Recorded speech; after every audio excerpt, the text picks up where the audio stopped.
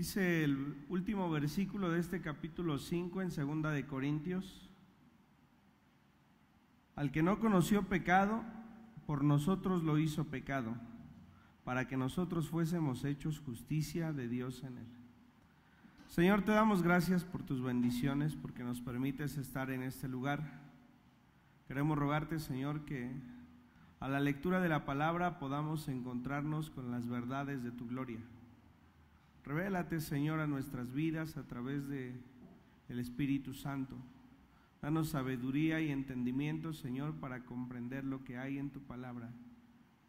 Misteriosa para muchos, pero reveladora para otros. Te rogamos que así sea en nuestras vidas, en el nombre de nuestro Señor Jesucristo. Amén.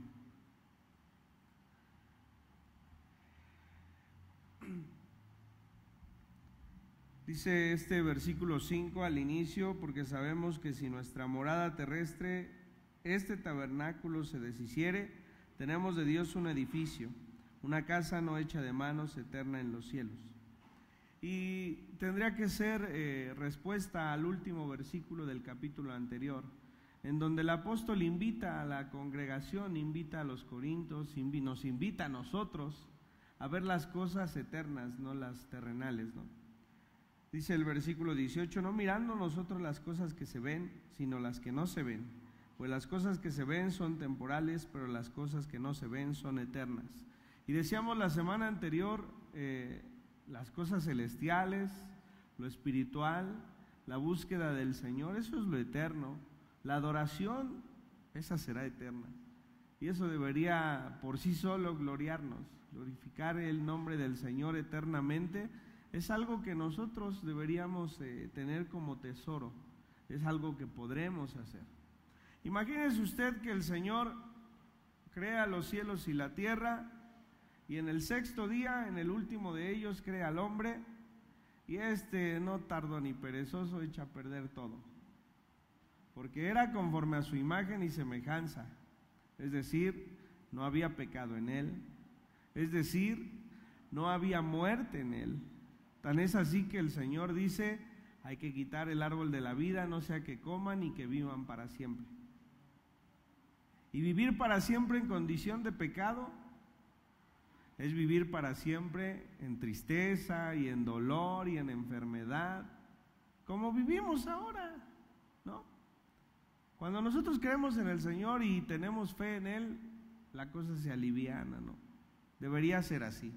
Si no es así, busque que así sea. Pero cuando la persona está alejada de Dios, las tristezas enferman, los huesos duelen, ¿no? La cabeza nunca está quieta, el pensamiento nunca calma. Cuando logramos entender que en las manos de Dios están todas las cosas, dejaremos a cada día su propio afán, como nos leía nuestro hermano Edgar hace 2 semanas. Así que si logramos ver las cosas que no se ven, que es lo eterno, podemos sentirnos tranquilos, porque sabemos que si nuestra morada terrestre, este tabernáculo, se deshiciere, tenemos de Dios un edificio, una casa no hecha de manos, eterna en los cielos. Hay una canción de Chava Flores que se muere Cleto, ¿no? ¿De qué murió Cleto? De fiebre amarilla, dice la canción. Bonito color. Mi esposa se enoja porque a veces cuando muere alguien y pregunta: ¿pero de qué murió? Le digo: de fiebre amarilla. Y se enoja, dice: ay, no estés haciendo esas bromas. Le digo: yo te voy a pedir algo, el día que yo me muera, en la iglesia cuando te pregunten de qué morí, dices que de fiebre amarilla, y te ríes.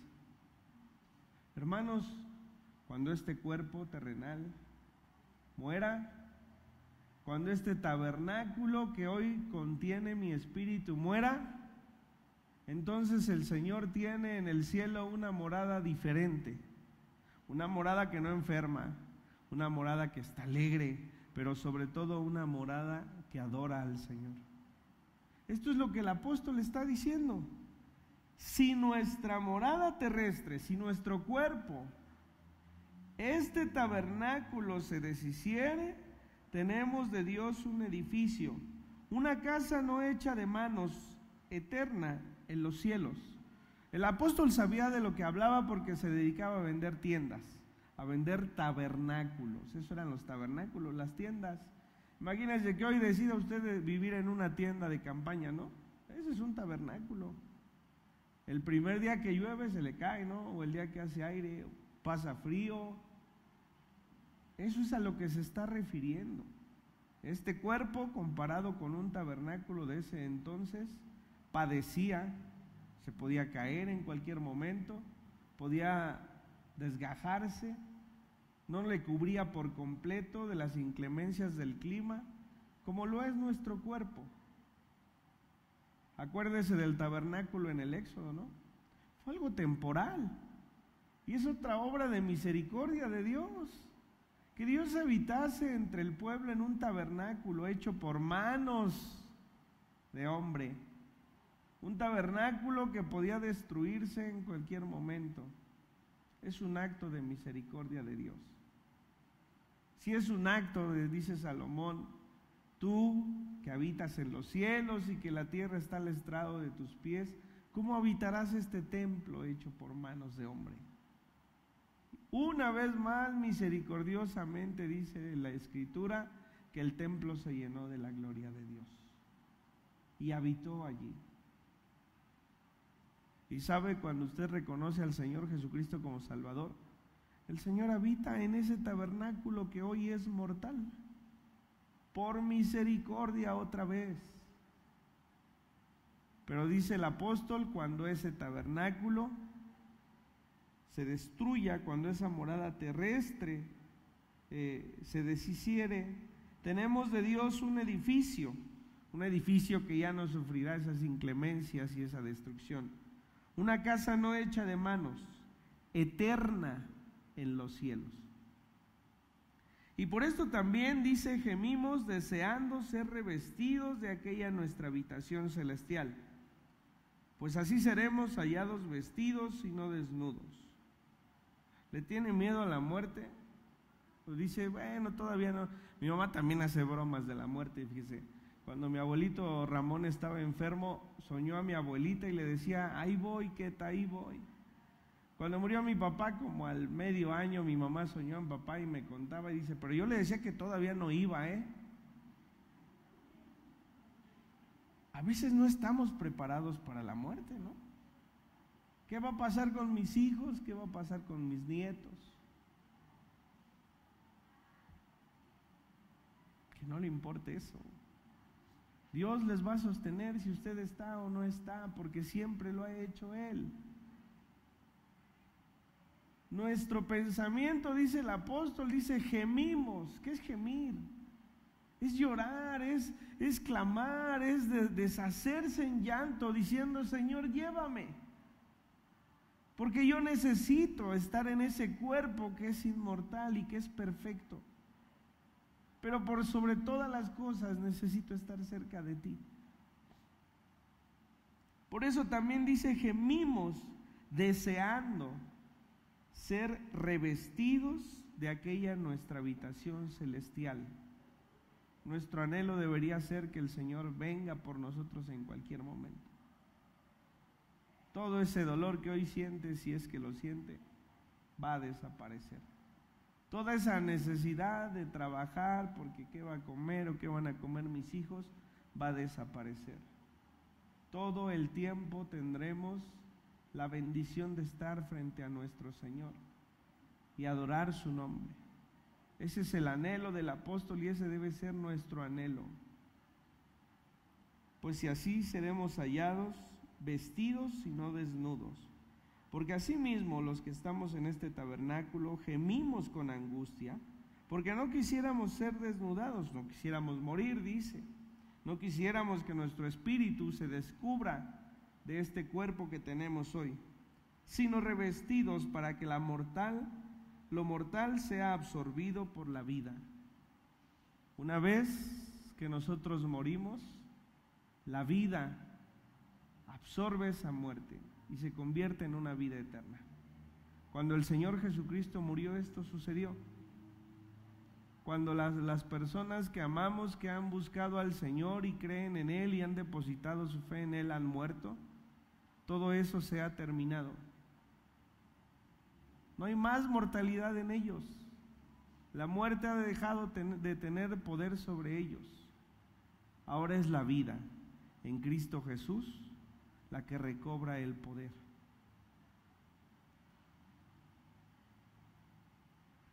Es notorio la palabra que utiliza el apóstol, porque es la misma que se expresa en el Génesis cuando Adán y Eva pecan. Dice que se hallaron desnudos y que se cubrieron con hojas de los árboles para cubrir su desnudez.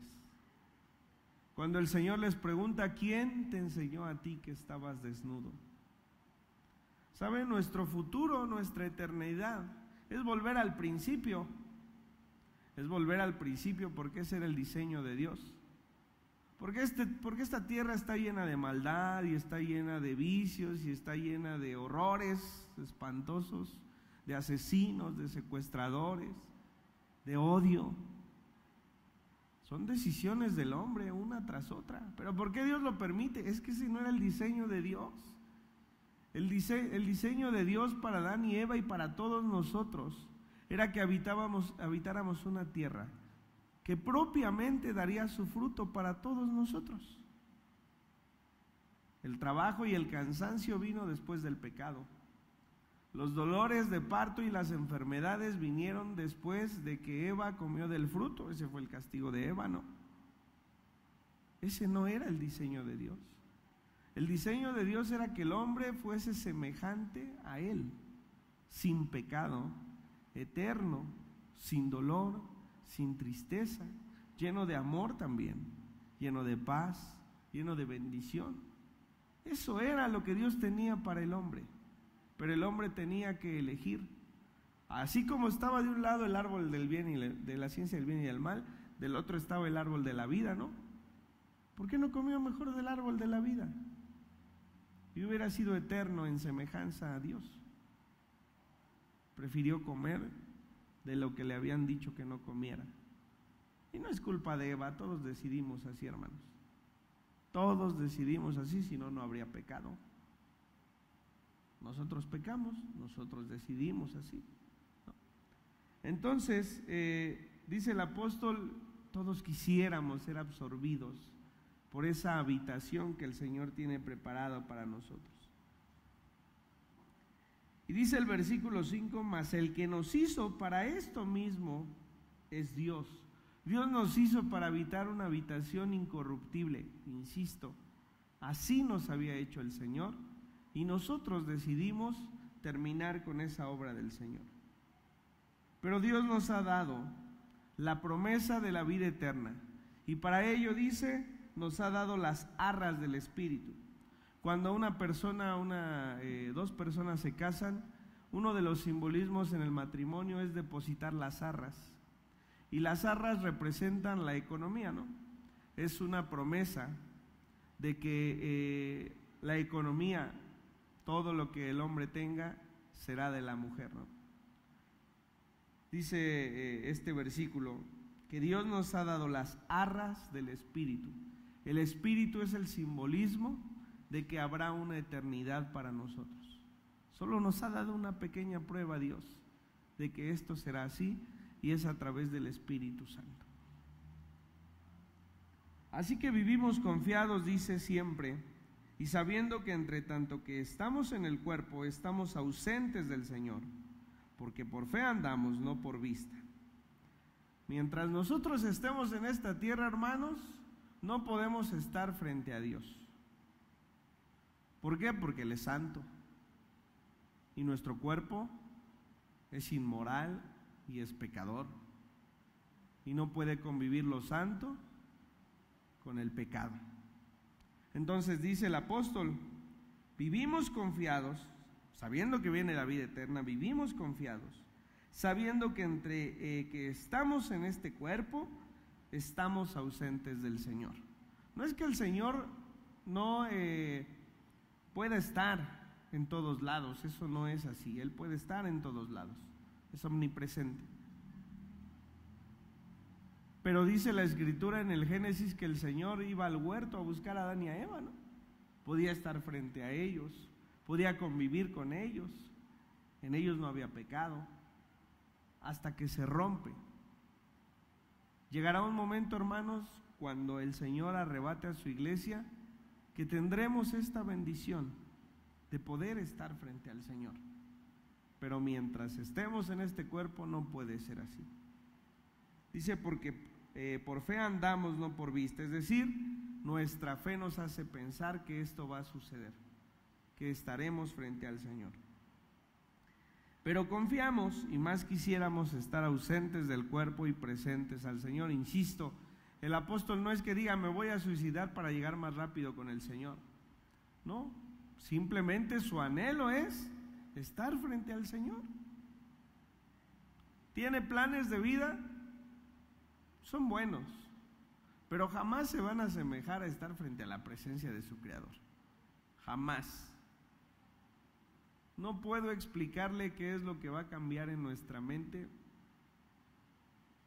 porque mi mente no alcanza a comprenderlo. Pero no habrá un anhelo más profundo en nuestra eternidad que poder adorar su nombre. Para eso fuimos creados.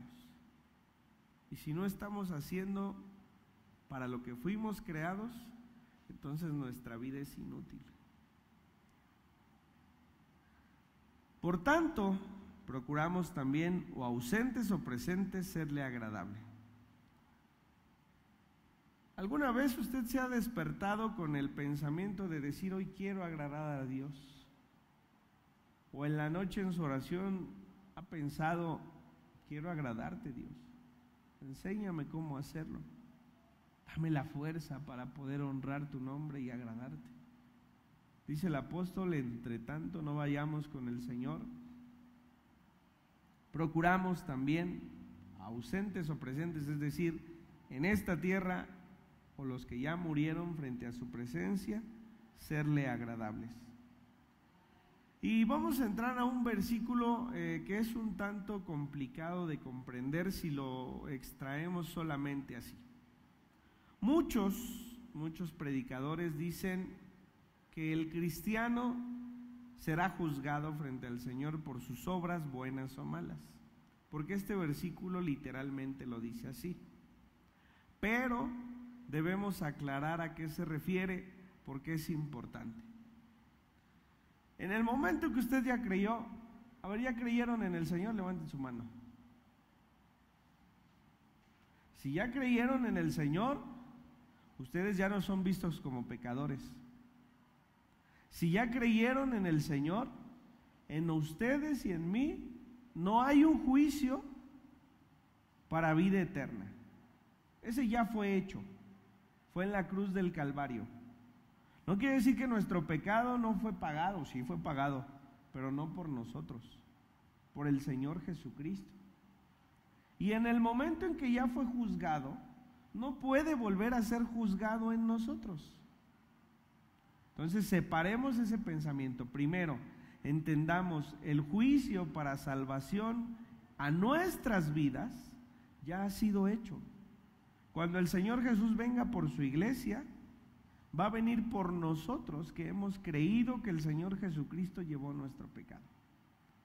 Pero dice así el versículo 10, porque es necesario que todos nosotros comparezcamos ante el tribunal de Cristo, para que cada uno reciba según lo que haya hecho mientras estaba en el cuerpo, sea bueno o sea malo.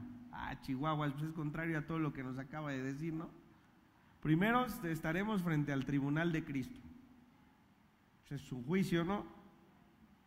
Para que cada uno reciba lo que haya hecho mientras estaba en el cuerpo, sea bueno o sea malo. Pues entonces, ¿no que no va a juzgar lo malo? Bueno, es importante que cuando leemos la Biblia y encontramos algún pasaje que pareciera contradictorio a lo demás, vayamos mucho más profundo. Vayamos inclusive a buscar el significado de las palabras que están escritas allí. Las palabras que se utilizan en este versículo, primero, hacen una representación para los de Corinto. Todos hemos visto los Juegos Olímpicos, ¿no? Los 3 ganadores se ponen al frente de todos y cada uno recibe su medalla, ¿sí? La palabra que el apóstol utiliza en cuanto a se refiere a el comparecer.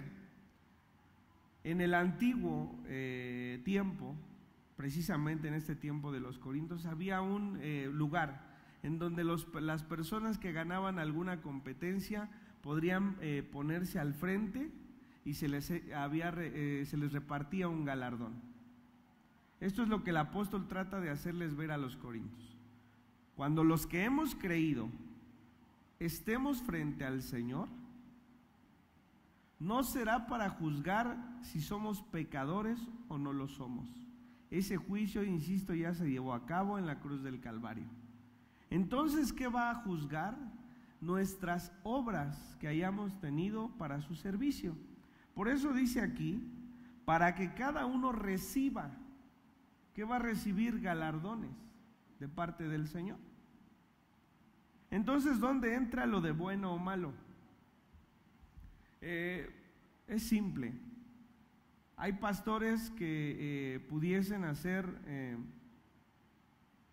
que las personas se acerquen al templo,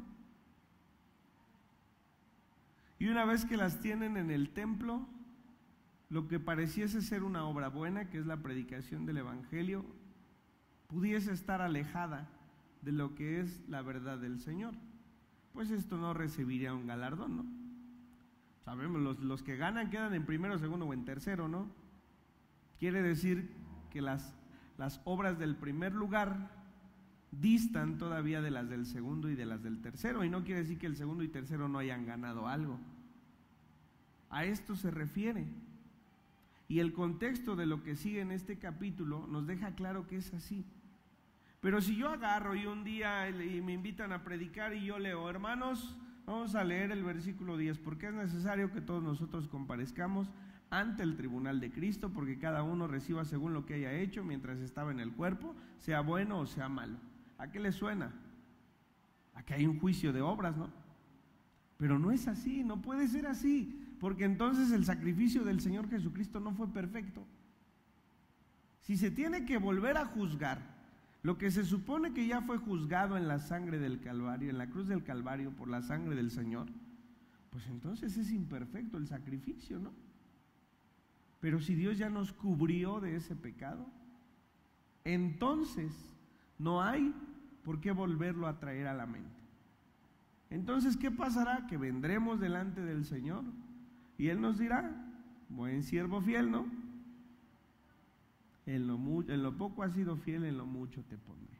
Eso es un galardón, y eso habla de que hay una categoría de galardones. Así será. A eso se refiere. Lo que hayamos hecho bueno, ¿qué es hacer lo bueno? Pues predicar. ¿Qué es hacer lo malo? Pues no predicar. Y eso no nos hace salvos o nos deja de ser salvos, ¿no? No porque usted no predique aquí al frente quiere decir que usted es condenado. No, usted es salvo. Por el que gasta sus días sirviendo al Señor, por supuesto que tendrá un galardón diferente. Por eso nuestro anhelo, hermanos, debería ser servir al Señor. Y no siempre es predicando. A veces ahí en su casa usted se encuentra con un vecino y le habla del Señor, ¿no? O a veces dice la Escritura, ¿cuándo me diste a mí de beber? Cuando le diste al necesitado. Esas son obras buenas, y estas no nos dan salvación, pero es lo que nosotros como hijos de Dios deberíamos ser constantes en hacer. Porque dice el versículo, versículos anteriores, porque queremos agradar al Señor. No es por salvación, es por querer agradar al Señor. ¿Alguna vez quiso agradar a sus padres? Se esforzaba un poco más, se esforzaba en hacerlo. Así debe ser con el Señor. Entonces sí, vendremos delante del Señor, pero a ese lugar no donde se reparte juicio de condenación, sino al lugar donde se reparten galardones. porque recibiremos por las buenas obras que hayamos hecho. Conociendo pues el temor del Señor, dice el versículo 11, persuadimos a los hombres, pero a Dios le es manifiesto lo que somos, y espero que también lo sea a vuestras conciencias. A ver, conociendo pues el temor del Señor. El temor del Señor, cuando se habla de temor en la Biblia, se habla de la reverencia que tenemos hacia Dios, no de cuando nos escondemos, no, la reverencia, el conocimiento de quién es Dios. Dice, conociendo el temor de Dios, persuadimos a los hombres. ¿Qué es persuadir? Es invitar, es convencer, es insistir para que esta persona crea en el Señor. Usted es temeroso de Dios, entonces sabe que hay condenación y que hay bendición y que hay vida eterna. Entonces la tarea de todos nosotros, seamos quienes seamos, es persuadir a los demás para que alcancen esa vida eterna.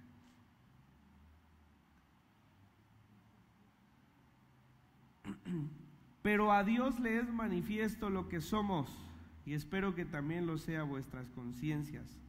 No nos recomendamos, pues, otra vez a vosotros, si no os damos ocasión de gloriarnos por nosotros, para que tengáis con qué responder a los que se glorían en las apariencias y no en el corazón. Así haya un predicador muy grande y muy insistente, que llegue a multitudes,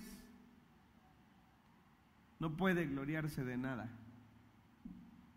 porque Dios sí sabe quién es Él, y Dios sí sabe quién soy yo, y Dios sí sabe quiénes son ustedes. Sabe que en ustedes, en mí, en aquel predicador de multitudes, hay pecado. Por eso no podemos gloriarnos. El único nombre que puede ser glorificado es el nombre de Dios. Por eso dice, no nos recomendamos a nosotros, ni les recomiendo a ustedes que se gloríen, porque Dios sí sabe quiénes son y quién soy yo y quién es aquel.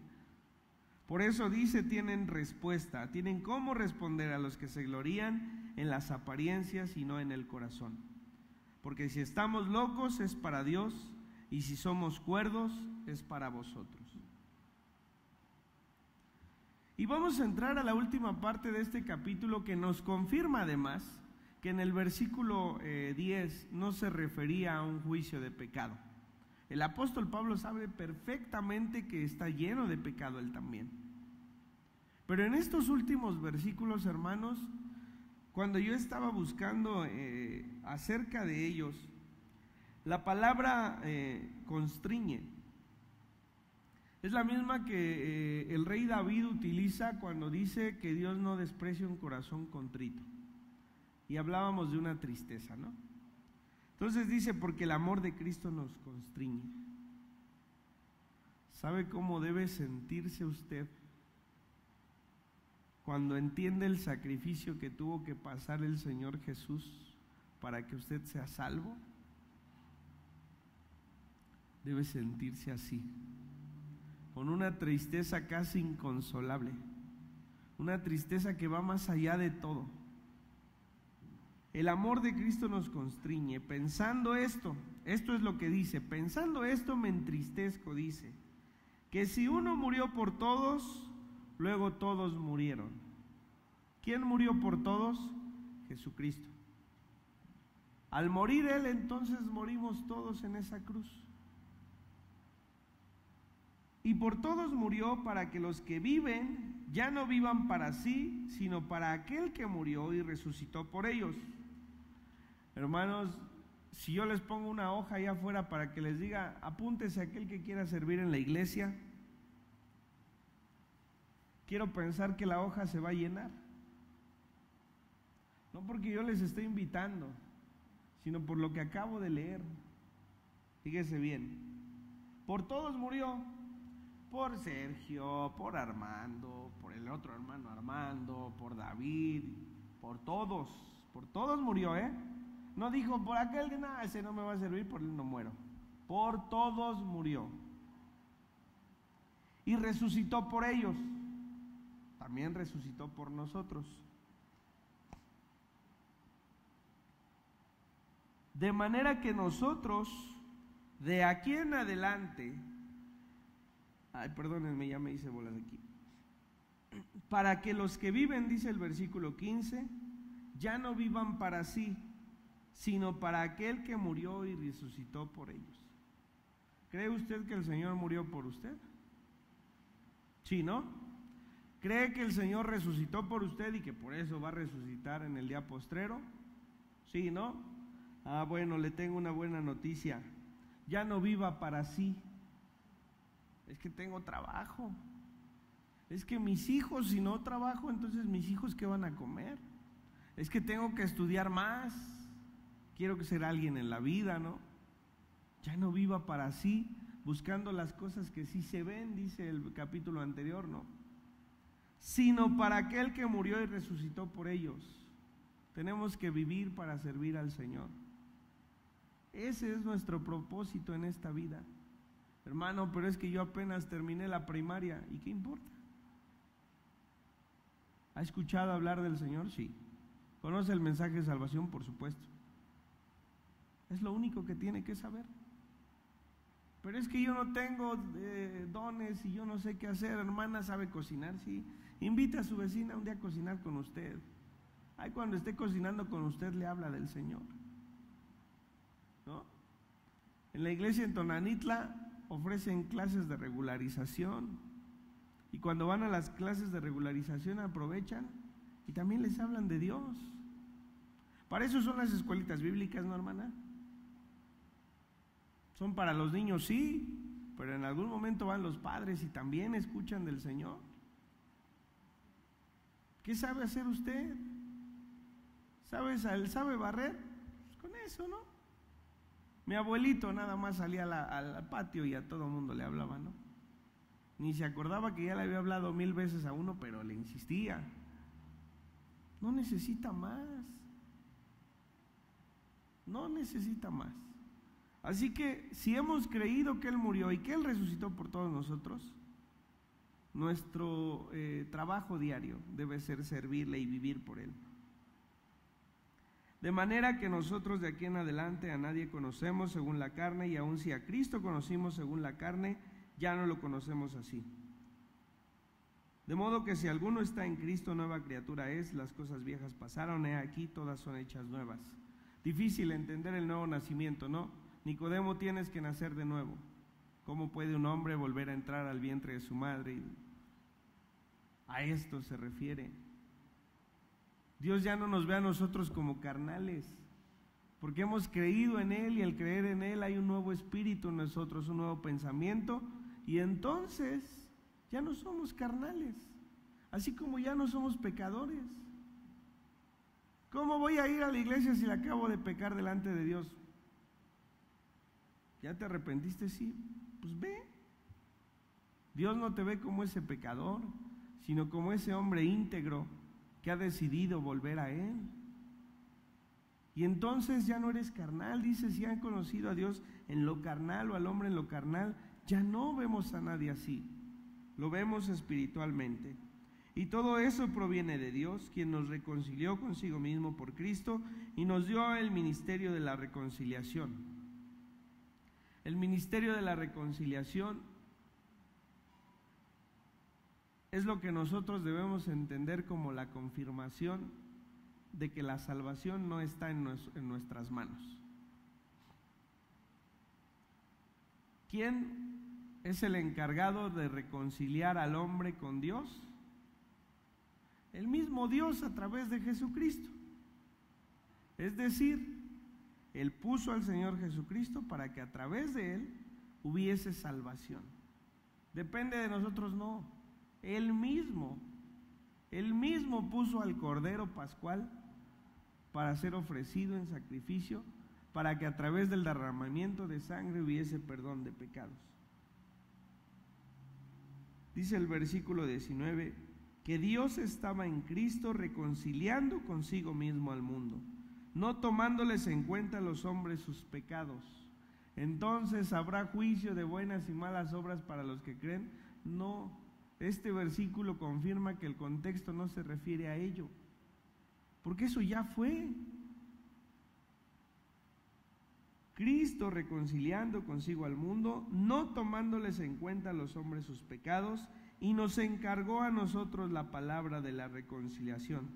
Así que somos embajadores en nombre de Cristo, como si Dios rogase por medio de nosotros. Os rogamos en nombre de Cristo, reconciliaos con Dios.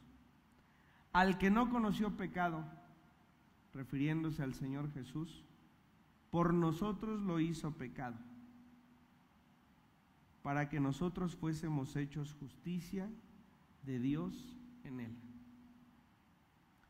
Todos nosotros sabemos que pecamos, pero la Biblia dice que Dios se proveyó de una persona para que esa persona muriera por el pecado de todos nosotros.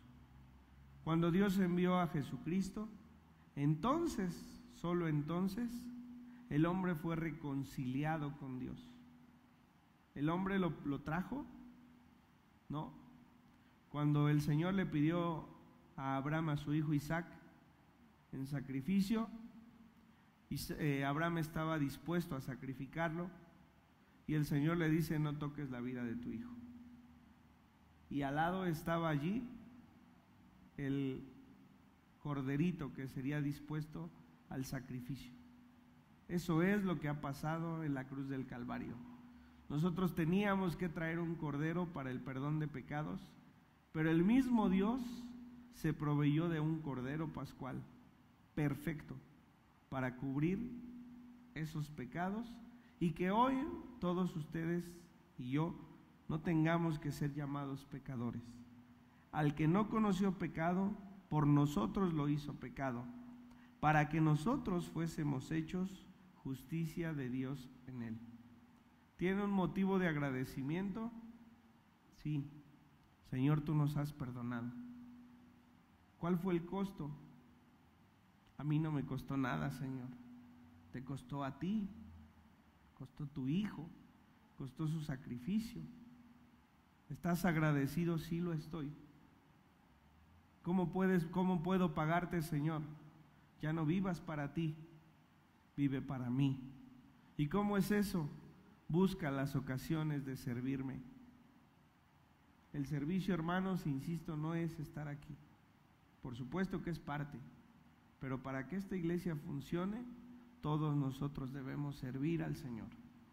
Hay clases con los niños, los jóvenes, los adolescentes tienen los mismos maestros desde que yo me acuerdo, hace 20 años, los mismos.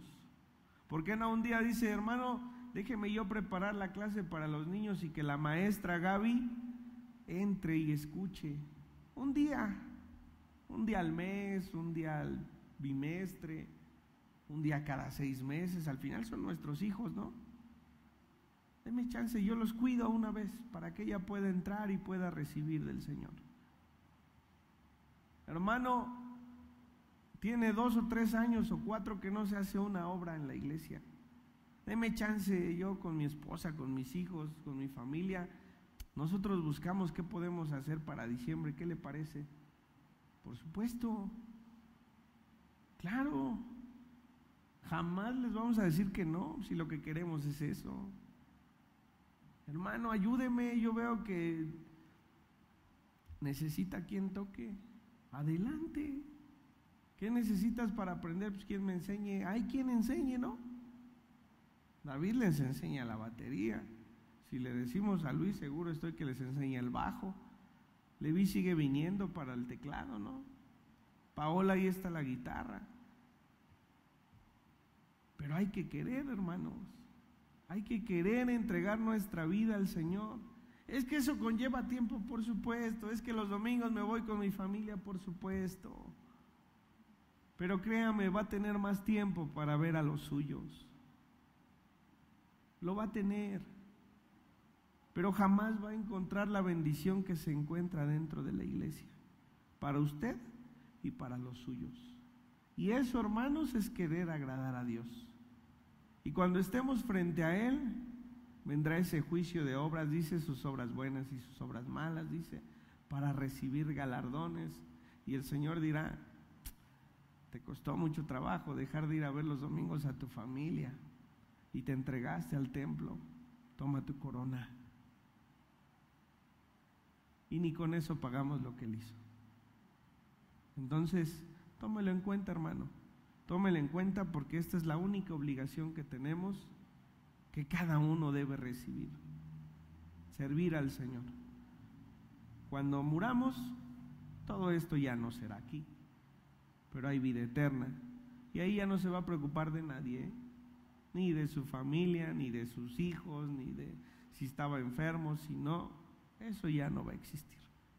Habrá una vida en un cuerpo incorruptible e inmortal. El apóstol jamás deja de tener en mente la resurrección.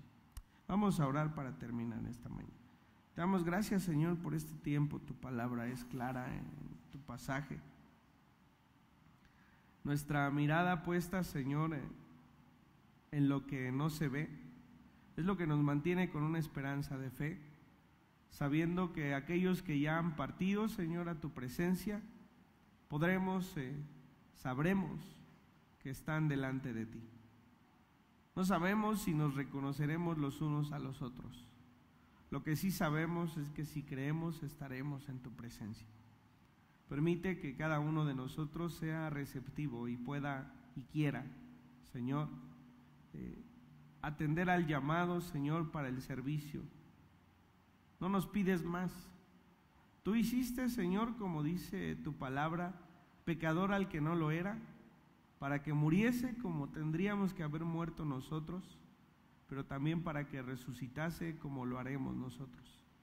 Ha muerto Él, hemos muerto todos. Ha resucitado Él, resucitaremos todos, Señor. Te damos gracias y te pedimos que tú nos bendigas, en el nombre de nuestro Señor Jesucristo. Amén.